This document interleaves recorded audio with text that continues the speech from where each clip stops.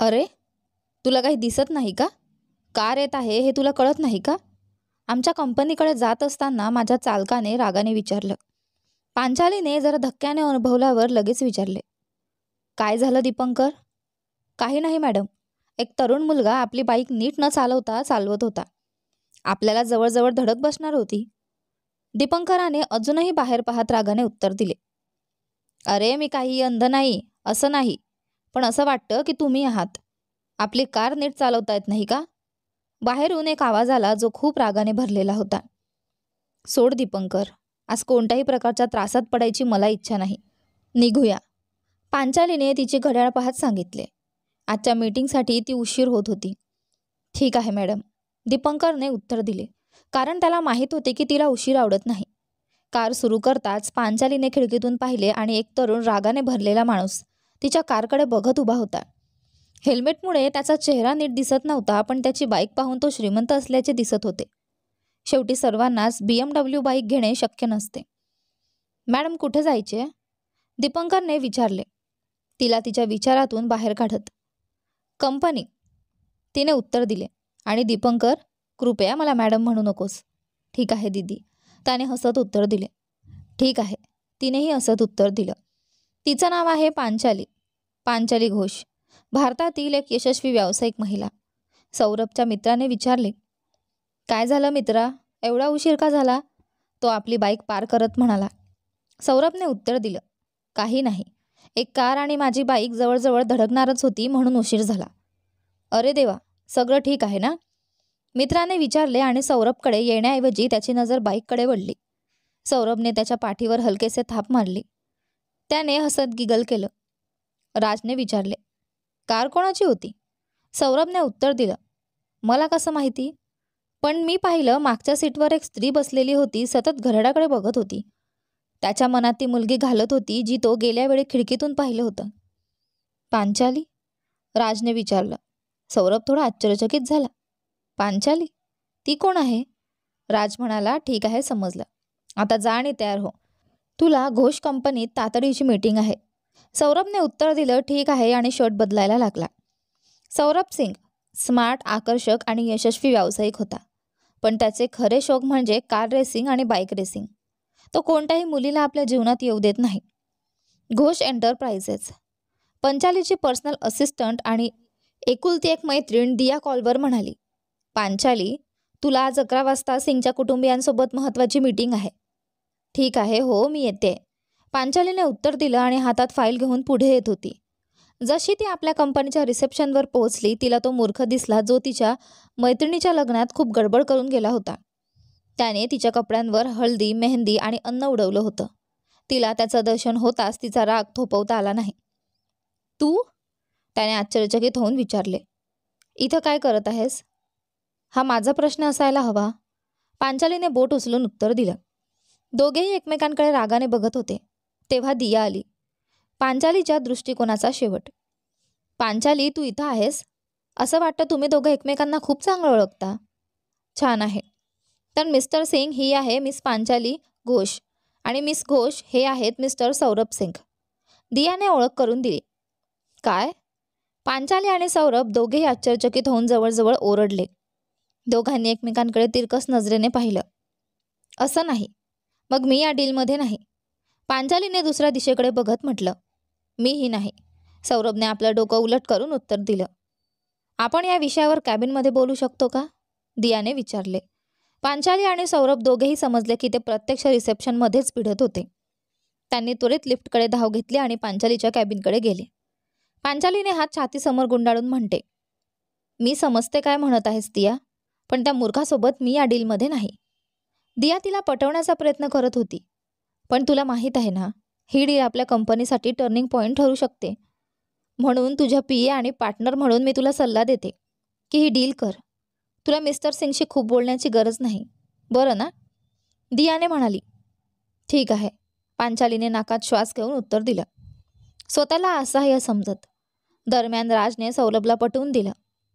काही तासांच्या मीटिंगनंतर दियाने सांगितले, तर सज्जन हो, तुमच्या केलेल्या करारानुसार तुम्ही आणि पांचाली म्हणजे मिस्टर सिंग आणि मिस घोष कराराच्या समाप्तीपर्यंत एकाच ऑफिसमध्ये एकत्र काम कराल.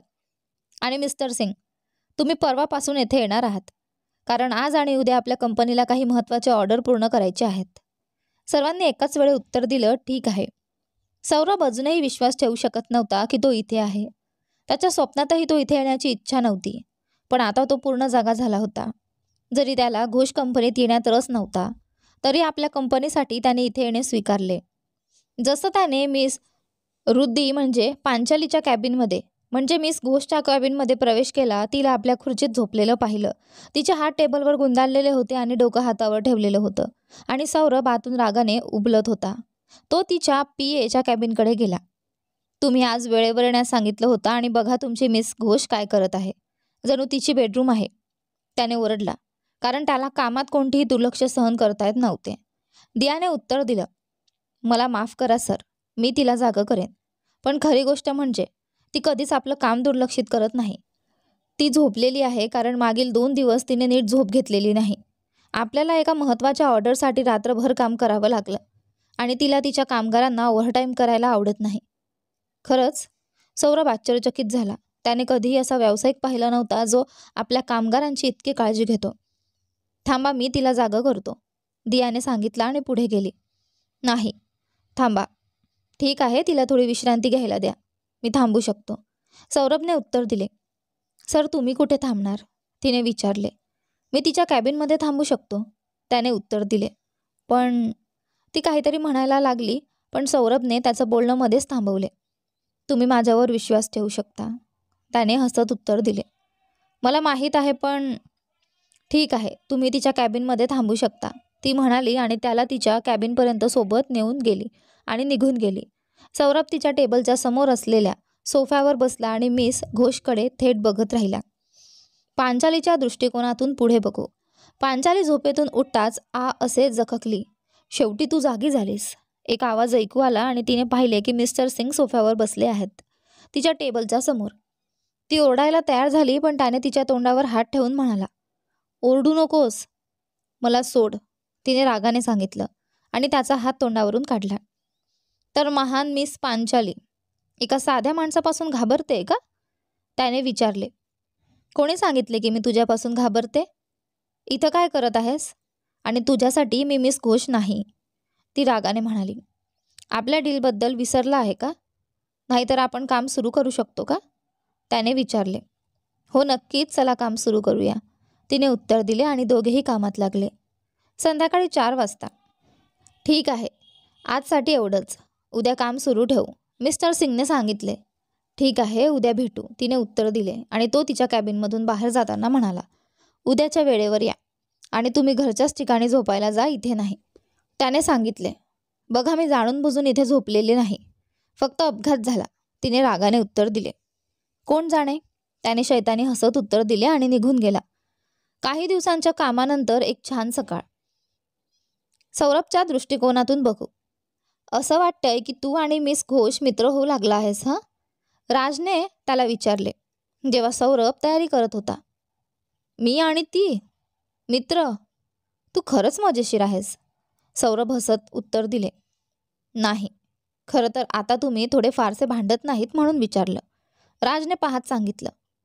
आपण फक्त व्यवसायासाठीच भांडत आहोत, सौरभने डोळे घोळवत उत्तर दिले. तुम्हाला खात्री आहे का? कारण जेव्हा तू तिला पाहतोस तेव्हा हसतोस. तुला खात्री आहे ना की ती तुला आवडायला लागली नाहीये ना? राजने विचारले. नक्कीच नाही. आणि तुला माहीत आहे की त्या घटनेनंतर माझ्या हृदयात प्रेमासाठी जागा नाही, सौरभने उत्तर दिले. पण त्याला माहीत होतं की जेव्हा त्याला ती दिसते तेव्हा त्याचा चेहरा आपोआप हसरा होतो आणि त्याला का हसतो हे कळत नव्हतं. ठीक आहे, पुरेसं बोललो, चला कामाला सुरुवात करू, नाहीतर ती मिस रुद्दी पुन्हा ओरडेल, त्यानं म्हणाला. संध्याकाळी 6 वाजता. तू ठीक दिसत नाहीस, सगळं ठीक आहे का मिस घोष? सौरभने विचारले. खरं तर माझ्या डोक्याला खूप त्रास आहे म्हणून एकाच ठिकाणी बसू शकत नाही, तिने उत्तर दिले. तुला हवं असल्यास आज विश्रांती घेऊ शकतेस, उद्या काम सुरू ठेवू, त्याने सांगितले. धन्यवाद, पण जर मी काम केलं नाही तर काय करणार? नाचणार का? चला काम सुरू ठेवू, तिने आपले कपाट थापत उत्तर दिले. मग मी तुला एका ठिकाणी घेऊन जाईन जिथे तुला ताजेतवानं होईल, त्याने सांगितले. तिचा हात धरून जवळजवळ ओढून घेतला आणि ते दोघेही सौरभच्या कारकडे गेले. सौरभ खरोखर तिला ओढत होता. कृपया बस, सौरभने कारचा दरवाजा उघडत सांगितले आणि तिने त्याच्याकडे वेगळ्या दृष्टीने पाहिले. त्याने हसत उत्तर दिलं, चिंता करू नकोस, मी तुझं अपहरण करणार नाही. पांचालीच्या दृष्टिकोनातून, चिंता करू नको, मी तुझं अपहरण करणार नाही, त्याने सांगितलं जेव्हा ती त्याच्याकडे आश्चर्यचकितपणे पाहत होती. तिला माहिती नव्हतं की तो किती जास्त मिस्टर वियर्ड होता. पण आपण कुठे जात आहोत, तिने कारमध्ये बसून विचारलं. लवकरच तुला कळेल, तो हसत उत्तर देतो. काही मिनिटांच्या ड्राईव्हनंतर आपण पोहोचलो, त्याने आनंदाने सांगितलं. छान आहे, पण आता तू मला सांगशील की आपण कुठे आलो आहोत? पांचालीने एक भुवई करून विचारले. त्याने काही उत्तर दिले नाही, फक्त हसला आणि कारमधून उतरला. पांचालीने जखल करून कारचा दरवाजा उघडला. कारमधून उतरल्यावर तिला एक जागा दिसली, जणू मैदान आहे, पण इथे कुणाच्याही उपस्थितीचे चिन्ह नव्हते. इथं कोणी का नाही? हे मैदान आहे ना, तिने विचारले. हो, हे मैदान आहे आणि ते रिकामं आहे, कारण आता 8:अर्धा झाला आहे. तर बघ, त्याने उत्तर दिले. हा परिसर किती शांत आहे ना? त्याने खोल श्वास घेत विचारलं. हो, तू मला इथं का आणलं? तिने विचारले. खरं तर जेव्हा मला डोकेदुखी होते किंवा मी नैराश्यात असतो तेव्हा मी इथे येतो. हे ठिकाण माझं मन ताजेतवानं करतं, त्याने उत्तर दिले. तुला नैराश्य वाटतं का? ते मोठ्याने हसून विचारते. माझ्यासाठी असं का नाही वाटणार? त्याने भुवई करून विचारलं. खरं तर गंभीरपणे घेऊ नकोस, पण तू त्या लोकांपैकी एक आहेस जो इतरांना नैराश्य देतो, तिने हसत उत्तर दिलं. तिच्या प्रतिक्रियेमुळे सौरभ खूप रागावला, पण ती हसत असल्यामुळे त्याचा राग वितळला. त्याला कळत नव्हतं का? तू कोणत्या चित्रपटांचा आनंद घेतेस? त्याने विषय बदलण्याचा प्रयत्न केला. खरं तर मी चित्रपट पाहत नाही, ती उत्तरली. काय? तर मग कोणत्या प्रकारचं संगीत आवडतो का तुला? त्याने विचारले. संगीतही ऐकत नाही, तिने उत्तर दिले. सौरभ फक्त स्तब्ध झाला. किती कंटाळवाणी आहेस तू. मी फक्त कल्पना करतो की तुझ्या कुटुंबाला तू सहन कसं करावं लागत असेल, त्याने म्हणाला. कुटुंब? तिने विचारले, पण तिच्या आवाजात दुःख होतं. अचानक ती पूर्ण शांत झाली. काय झालं? सौरभने विचारले. काही नाही, ती नैराश्यपूर्ण स्वरात उत्तरली. जर मी काही बोलून तुला दुखावलं असेल तर मला माफ कर, त्याने सांगितले. ठीक आहे, दुःख मानू नकोस, ती म्हणाली. नाही नाही, तू मला तुझी समस्या सांगू शकतेस, माझ्यावर विश्वास ठेवू शकतेस, सौरभ म्हणाला. आणि मी तुझ्यावर का विश्वास ठेवावा मिस्टर सिंग? तिने विचारले. कारण आपण मित्र आहोत, त्याने उत्तर दिले. आणि आपण कधी मित्र झालो? तिने विचारले. तर आपण मित्र नाही ना, त्याने विचारले. मी असं काही सांगितलं का? तिने हसत उत्तर दिले. तर आपण मित्र आहोत, त्याने पुन्हा सांगितले. मी हेही सांगितलं नाही, ती हसत म्हणाली. ठीक आहे, तुला सांगायचं नसेल तर चालेल, सौरभ कारकडे जात म्हणाला. माझं कुटुंब नाही, ती उत्तरली. सौरभ कारकडे जात असताना ती फिरली. जेव्हा मी 9 वर्षांची होते तेव्हा माझी आई कॅन्सरमुळे मृत्यू पावली आणि माझे वडील मला सोडून गेले. मला माझ्या आजीने वाढवलं. ती माझी एकटं कुटुंब होती. तीही 4 वर्षांपूर्वी गेली आणि आता मी काहीही नाही, फक्त एक अनाथ, तिने सांगितलं. तिच्या डोळ्यात अश्रू दिसत होते. सौरभ तिच्याजवळ गेला आणि तिला मिठी मारली. ती जोरजोरात रडू लागली. त्याने तिला शांत केले. त्याला माहीत होतं की ती हे दुःख सगळ्यांपासून लपवत होती. काही वेळानंतर तिने रडणं थांबवलं. पळकं गुलाबी झाला. पहा, तुझ्या अश्रूंमुळे माझ्या शर्टवर काय झालं. आता दिसतं मी घामाने ओला झालो आहे, त्याने तिला हसवण्यासाठी सांगितले आणि हे यशस्वी झाले. ती हसली. मी तुला माझ्याबद्दल सर्व सांगितलं, तू मला सांगणार नाहीस? तिने विचारलं. माझं आयुष्य तर सामान्य मुलांच्या आयुष्यासारखं आहे. मी माझ्या 3 बहिणींमधला मोठा आहे. माझे वडील कडक आहेत आणि आई जशी आहे तशी प्रेमळ आहे. काही विशेष नाही, सौरभने उत्तर दिले. ओह, ती म्हणाली. चला जाऊया, बराच उशीर झाला आहे, मी तुला सोडून देईन, त्याने हसत सांगितले. ठीक आहे, ती कारमध्ये बसली. तिला तिच्या घरी जाताना पाहून सौरभने फोन करून विचारलं. तुम्ही अजून उत्तर दिलं नाही, आपण मित्र आहोत का मिस घोष? मला माहीत नाही, पण एक गोष्ट मला माहीत आहे की मी तुझ्यासाठी पांचाली आहे, ती गोड हसत म्हणाली. आणि सौरभला समजलं की त्या शब्दांचा आणि असण्याचा अर्थ काय होता. आपण आता मित्र झालो होतो. त्याला असं वाटलं जणू चंद्र त्याच्या हातात आला आहे आणि अजूनही त्याला का असे वाटतं हे कळत नव्हतं. पांचालीच्या घरी. तर डेट कशी होती पांची? दियाने विचारले. सुंदर. थांब, काय डेट? मी कुठे डेटसाठी गेलीच नाही, पांचालीने गाल लाल करत उत्तर दिले. थांब, तुझ्या चेहऱ्यावर स्पष्ट दिसतंय की तू खूप खुश आहेस. मागील 6 वर्षात तुला इतकं खुश मी पाहिलं नाही. सांग, तुला सौरभ आवडतो ना? दियाने विचारलं. आवडतो? नाही, कधीच नाही. आम्ही फक्त मित्र आहोत, पांचालीने उत्तर दिले. दियाने शरारती हसत सांगितले. हो, तुला काही माहिती नाही आणि तू काही जाणत नाहीस. पांचाली म्हणाली. ठीक आहे, ठीक आहे. पण सांग, तू 3 तास कुठे गेलीस आणि काय करत होतीस? दियाने विचारलं. माझी तब्येत ठीक नव्हती, त्यामुळे त्याने मला माझं मन ताजेतवानं करण्यासाठी पार्कमध्ये नेलं. पांचालीने सांगितलं. ओ, म्हणजे तो तुझी काळजी घेतो आहे, हो ना? तिने शरारती हसत विचारलं.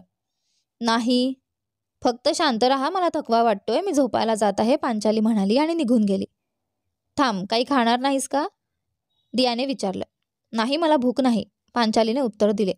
आज सौरभच्या विचित्र वागणुकीमुळे ती खूप आश्चर्यचकित झाली होती आणि त्यामुळे तिची भूक नव्हती. जेव्हा तिला सौरभ आठवायचा, तिच्या ओठांवर हसू उमटायचे. इकडे सौरभच्या घरी. तर मित्रा, मिस पांचालीसोबत डेट कशी होती? राजने विचारले. डेटचं काय? सौरभने सरळ उत्तर दिले. थांब मित्रा, मला माहीत आहे तुला पांचाली आवडते, राज म्हणाला. तुला माझ्याबद्दल सर्व माहीत असूनही तुला प्रेमाबद्दल बोलायचं आहे? सौरभ भुवयुच्चल करून म्हणाला. पहा सौरभ, आपल्याला आपला भूतकाळ विसरायला शिकावं लागेल. सोनलबद्दल सर्व विसर. राज म्हणत असताना सौरभने त्याला थांबवलं.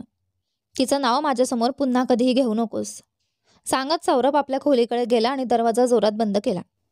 मला माहीत नाही तो सोनलला कधी विसरेल, पण दिसतं पांचाली त्याला विसरायला मदत करेल.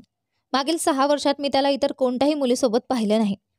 आशा आहे पांचाली त्याचं खरं प्रेम बनेल, राज मनात म्हणाला. दुसरीकडे सौरभच्या दृष्टिकोनातून सौरभ म्हणतो, तो असं कसं म्हणू शकतो?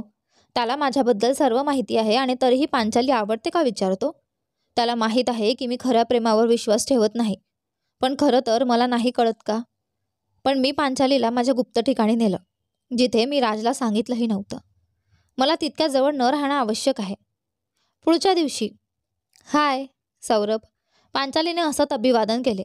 सुप्रभात मिस घोष, सौरभने उत्तर दिले. मिस घोष? मला पांचाली असं म्हण ना, सौरभ, तिने सांगितले. नाही, ठीक आहे, आपण व्यवसाय भागीदार आहोत, संबंध तसाच ठेवायला हवा, सौरभ म्हणाला. ओ, कालच्या गोष्टीसाठी धन्यवाद. घरी येऊन मला खूप हलकं वाटलं, पांचालीने सांगितले. सौरभच्या अचानक बदललेल्या वागण्याबद्दल ती खूप काळजीत होती. संध्याकाळी 6 वाजता. पांचाली दीदी, खरं तर तुझी कार दुरुस्तीला गेली आहे, आज तुला टॅक्सीने जावं लागेल, दीपंकर म्हणाला. जेव्हा पांचाली घरी जाण्यास तयार झाली होती. आता मी काय करणार? पांचालीने विचारले. तू माझ्यासोबत येऊ शकतेस, मागून एक आवाज आला. तो सौरभच होता. खरंच? तुला खात्री आहे सौरभ, म्हणजे मिस्टर सिंग? पांचालीने विचारले. हो, पण तुला थोडं चालावं लागेल, कारण मला एका दुकानात तातडीचं काम आहे, सौरभ म्हणाला. ठीक आहे, मला चालायला काही हरकत नाही, पांचालीने उत्तर दिले. ते शांतपणे चालत होते तेव्हा पांचाली बोलायला लागली. तुला माहिती आहे, काल मला खूप छान वाटलं, धन्यवाद, तिने संभाषण सुरू करण्यासाठी सांगितलं. तू आधीच मला धन्यवाद दिलेस, सौरभ म्हणाला. हा, तुला माहिती आहे, मी माझ्या भूतकाळाबद्दल कोणालाही सांगितलं नाही, फक्त दिया आणि तुला, पांचाली म्हणाली. खरंच? मी तुला एक प्रश्न विचारू शकतो? सौरभने तिला पाहून विचारलं. नक्की, पांचालीने उत्तर दिले. तुला प्रेमावर विश्वास आहे का, किंवा कधी प्रेमात पडली आहेस का? सौरभने विचारले. प्रेम? मला कधीच प्रेमाची संधी मिळाली नाही. तुला माहिती आहे, मी तर माझी नेहमी कंपनी सेट करण्यात व्यस्त होते, पांचालीने रस्त्याकडे पाहून उत्तर दिले. ओ, सौरभ म्हणाला. थांब, मी लवकर येतो, तो दुकानात जात म्हणाला. पांचाली रस्त्यावर एकटी चालत होती. अचानक सौरभ जोराचा आवाज आणि ओरड ऐकली. तो ताबडतोब दुकानातून बाहेर आला आणि पाहून थक्क झाला की पांचाली जमिनीवर पडली आहे. तिचं संपूर्ण शरीर रक्ताच्या साठ्यावर होते. तिचे डोळे थोडेसे उघडे, थोडेसे बंद होते आणि ती त्याच्याकडे पाहत होती आणि हात तिकडे वाढवलेला होता. सौरभसाठी अचानक सगळा काळ पडल्यासारखं झालं. त्याला काही विचार करता आला नाही. पांचाली, त्याने ओढून तिला जवळ घेतलं. पांचाली जोरात श्वास घेत होती. सौरभने तिचं डोकं आपल्या मांडीवर ठेवलं आणि जवळच्या रुग्णालयात रुग्णवाहिकेसाठी कॉल केला. डॉक्टरांनी उत्तर दिलं की ते काही मिनिटात येतील, पण तोपर्यंत सौरभला पांचाली जागृत ठेवावी लागणार होती. पांचाली, तुला ऐकू येतंय का? उठ, तुला जागृत राहावं लागेल, उठ, सौरभ ओरडला. उप्स, आठवते आहे का, काल तू मला तुझ्या भूतकाळाबद्दल सांगितलं, आज मी तुला माझं सांगणार आहे, तुला ऐकावं लागेल, त्याने बोलणं सुरू ठेवलं. मी तुला सांगितलं होतं की माझं बालपण साधं होतं आणि खरंच होतं, पण माझं नवीन वय साधं नव्हतं. कॉलेजमध्ये असताना मी कॉलेजमधला सर्वात आकर्षक मुलगा होतो पांचाली, तुला ऐकावं लागेल. उठ. ऐकतेय ना? सौरभने विचारले. हो हो, पांचालीने खूप संघर्ष करून उत्तर दिलं. कॉलेजच्या दुसऱ्या वर्षात मी एका मुलीवर प्रेम केलं जी खूप सुंदर होती. तिचं नाव सोनालिका होतं. ऐक पांची, तुला झोप यायला नको. ऐकावं लागेल. सौरभ म्हणाला. मी ऐकत आहे, पांचालीने जोरात उत्तर दिलं. आम्ही आमच्या कॉलेजमध्ये लव्ह बर्ड्स म्हणून ओळखले जायचो. कॉलेजनंतर तू का असतेस? सौरभने पांचालीकडे पाहून विचारलं. कॉलेजनंतर आम्ही दोघं लग्न करण्याचा निर्णय घेतला. त्यावेळी माझ्या वडिलांनी आधीच व्यवसाय माझ्या नावावर सोपवला होता. त्यामुळे लग्नासाठी आम्ही तयार होतो. पण मला काहीच कळलं नव्हतं की मी किती मूर्ख आहे. त्या मुलीशी लग्न करून, खऱ्या प्रेमावर विश्वास ठेवून. काही महिन्यांनंतर आम्ही लग्न केलं. आजपासून 6 वर्षांपूर्वी. सुमारे वर्षभराने अचानक एक दिवस सोनालिकाने काही कागदांवर सही मागितली आणि मी इतका प्रेमात अंध झालो होतो की ती कागद वाचल्याशिवाय सही केली. ती फक्त कंपनी आणि मालमत्ता हस्तांतरण कागद होती. पण नशिबाने माझ्या वकिलाने माझी मदत केली आणि आम्ही दोघे घटस्फोटित झालो. तिने सांगितले की तिला खरंच प्रेम होतं. पण तेव्हापर्यंत मला आधीच माहिती होतं की खऱ्या प्रेमासारखं काहीच अस्तित्वात नाही. सौरभ म्हणत थांबला कारण रुग्णवाहिका आधीच पोहोचली होती आणि पांचाली रुग्णालयात नेण्यात आलं. रुग्णालयात तिला थेट OPT-मध्ये नेलं गेलं. डॉक्टरांनी सांगितलं की ती अत्यंत गंभीर स्थितीत आहे आणि त्यांच्यासाठी शस्त्रक्रियेची गरज आहे. शस्त्रक्रिया सुमारे 6 ते 7 तास चालली. नशिबाने शस्त्रक्रिया यशस्वी झाली, पण ती अजूनही सुरक्षिततेपासून दूर होती, कारण ती अजून कोमात होती. काही दिवसांनी सौरभ खूप चिंताग्रस्त होता. मागील 6 वर्षात त्याला कधीही इतकी चिंता वाटलेली नव्हती. तो OPDच्या बाहेर चालत होता तेव्हा डॉक्टर बाहेर आले. सौरभने लगेचच त्यांच्याकडे प्रश्न केला. डॉक्टर, पांची म्हणजे पांचाली ती कधी बरी होईल? डॉक्टर म्हणतात, पहा मिस्टर सिंग, मला तुला चुकीच्या आशा द्यायच्या नाहीत, पण तिच्या जीवित राहण्याची शक्यता खूपच कमी आहे. खूप रक्त गमावल्यामुळे ती कोमामध्ये आहे.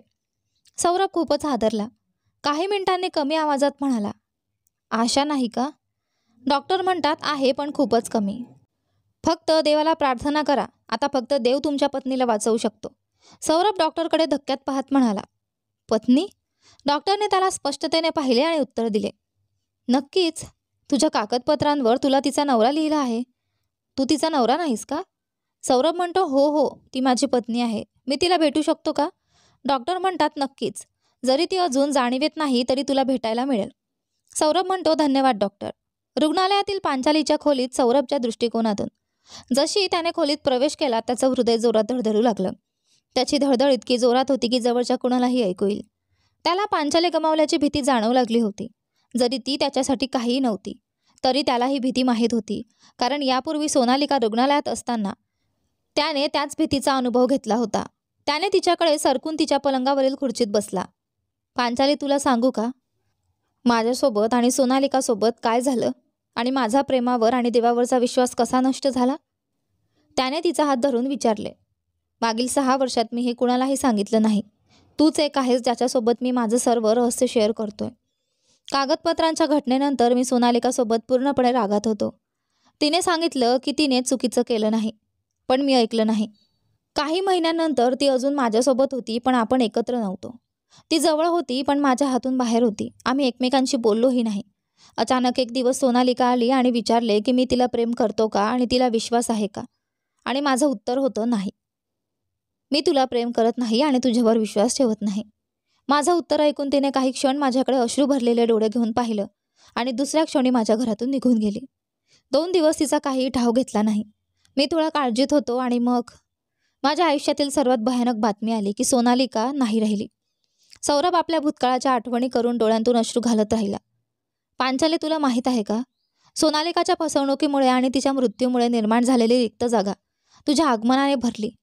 तुला आठवतंय ना, मी तुला एका ठिकाणी नेले होते तिथे पहिल्यांदा गेलो होतो तेव्हा सोनालिका हरवली होती. मी त्या ठिकाणाबद्दल कुणालाही सांगितलं नाही, अगदी राजलाही नाही. पण मी तुला तिथे नेले. मी नेहमी दाखवायचो की मला तुझ्यात स्वारस्य नाही. पण तुला माहिती आहे का, मी तुझ्यावर प्रेम करतो. हो, मी तुला प्रेम करतो आणि मी तुझ्याशिवाय जगू शकत नाही. कृपया उठ, कृपया. सौरभने हे बोलून पांचालीच्या हातावर आपलं डोकं ठेवून रडायला सुरुवात केली. अचानक त्याला काहीसं जाणवलं. तिचे हात हलले. तो लगेच डॉक्टरकडे धावला आणि त्यांना सांगितलं. डॉक्टर आले आणि पांचालीची तपासणी केली. डॉक्टर म्हणतात, अभिनंदन मिस्टर सिंग. श्रीमती सिंग हळूहळू जाणीवेत येत आहेत. जरी ती शुद्धीत येत आहेत तरी वेळ लागेल. आपल्याला तिला थेरपी द्यावी लागेल आणि सर्वात महत्त्वाचं म्हणजे तिच्याकडे पूर्ण लक्ष देणं गरजेचं आहे. त्यामुळे काळजी घ्या. तिला खूप तणाव किंवा दबाव होऊ देऊ नका. तुम्हाला वाटू शकतं की ती अजूनही जाणीवेत नाही आणि मी हे सांगतोय. मी अनेक अशा प्रकरणं पाहिली आहेत. कुटुंबातील सदस्य प्रक्रिया लवकर पार पाडतात आणि यामुळे रुग्णाला नुकसान होतं. त्यामुळे शांत राहा. दिवस क्षणांप्रमाणे गेले आणि लवकरच पांचाली डिस्चार्जसाठी तयार झाली. पण तिला सौरभच्या तिच्या प्रतीच्या भावनांची जाणीव होती का? ही सौरभच्या मनातील सर्वात मोठी शंका होती. अनेक दिवसांनंतर रुग्णालयातून डिस्चार्ज होण्याची तयारी करत असताना पांचाली उत्साही होती आणि सौरभ सर्व कागदपत्रांच्या कामात व्यस्त होता. तिथेच डॉक्टरांनी त्याला त्यांच्या खोलीत येण्यास सांगितले. डॉक्टर म्हटले, मिस्टर सिंग, पांचाली डिस्चार्जसाठी तयार आहे. पण मी तुम्हाला आधीच सांगितलं होतं, लक्षात ठेवा. कोणताही अचानक धक्का किंवा आश्चर्य तिच्यासाठी खूप हानिकारक ठरू शकतं. ती बरी झाली असली तरी ही गोष्ट तिला आयुष्यभर आठवणार आहे. काळजी घ्या. सौरभ म्हणतो, हो डॉक्टर, मी तुमची चेतावणी लक्षात ठेवेन आणि तिला काहीही धक्का किंवा आश्चर्य होऊ देणार नाही. शिवाय मी तिला कोणताही तणाव घेऊ देणार नाही. डॉक्टर म्हणतात, बरं आहे, शुभेच्छा. पांचालीच्या दृष्टिकोनातून पांचालीने पाहिलं की सौरभ डॉक्टरांच्या खोलीतून बाहेर येतोय. तिने त्याला विचारलं काय झालं आणि त्याने तिला पाहून स्मित हसून उत्तर दिलं, काही नाही.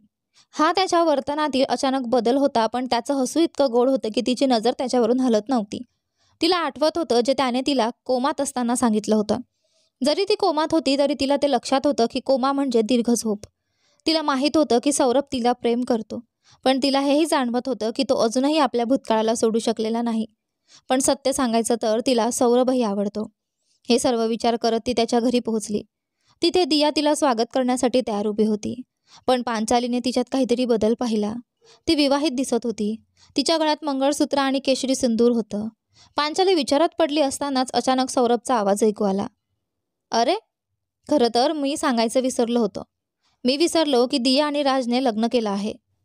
यानंतर पुढे काय होते ते पहा आपल्या कथेच्या पुढच्या भागामध्ये, जो आज संध्याकाळी 7 वाजेला अपलोड होणार आहे. तर आशा आहे की तुम्हाला आपली ही कथा आवडली असेल. धन्यवाद.